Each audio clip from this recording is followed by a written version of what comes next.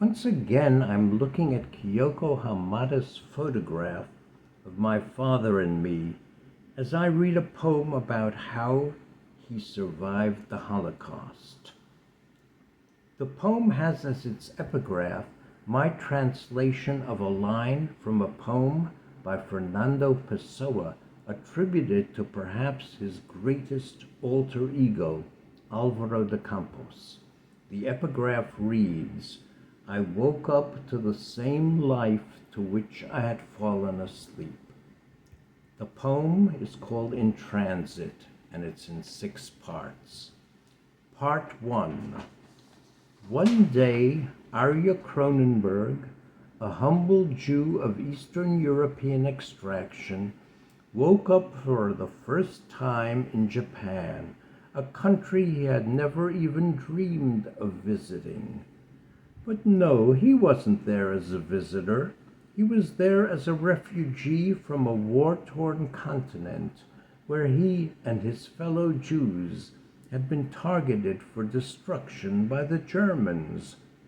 The Germans had invaded Poland, Arya Cronenberg's homeland, a year earlier, in 1939, while Arya Cronenberg was still there, waiting for permission to go to America to rejoin his wife, who had been in America since 1938.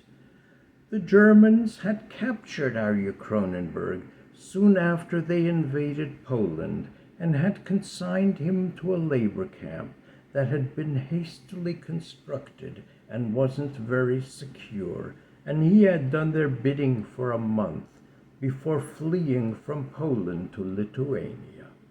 The Germans hadn't fooled Arya Cronenberg into thinking that all they wanted from him was his labor. Arya Cronenberg had known instinctively that the Germans were after his life. Part 2. Deeply cynical, even as a young man, Arya Cronenberg was convinced that there are only 2 kinds of people in the world, Jews and anti-Semites. But there are anti-Semites and anti-Semites. And as bad as the Poles were, the Germans struck Arya Cronenberg as much worse. Part 3. Arya Cronenberg had begged his elderly father, a very religious Jew, to run away too, but his father had refused, saying he was too old to run.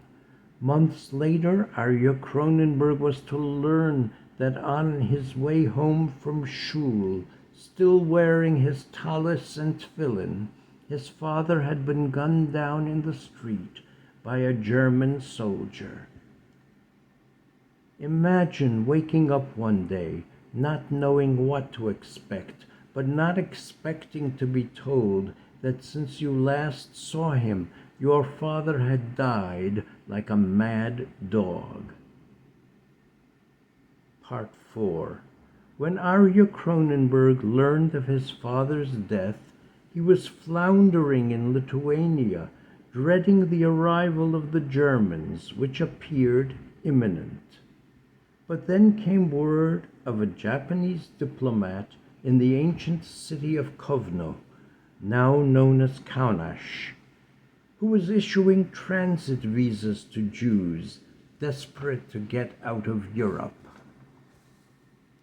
But first they had to go to the Dutch consulate in Kovno to obtain permission to enter Suriname, Curaçao, or any of the Netherlands' other New World possessions without a visa. Such permission, though, was readily granted. Part 5.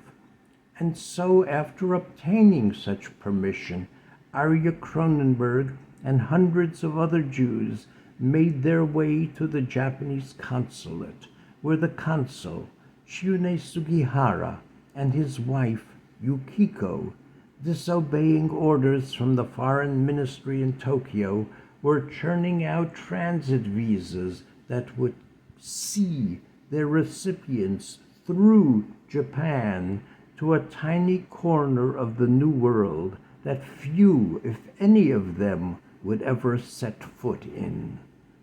The Sugiharas kept doing this for more than a month before being kicked out of Lithuania by its Soviet occupiers, who would be replaced by the Germans less than a year later, with dire consequences for the roughly 200,000 Jews left in Lithuania.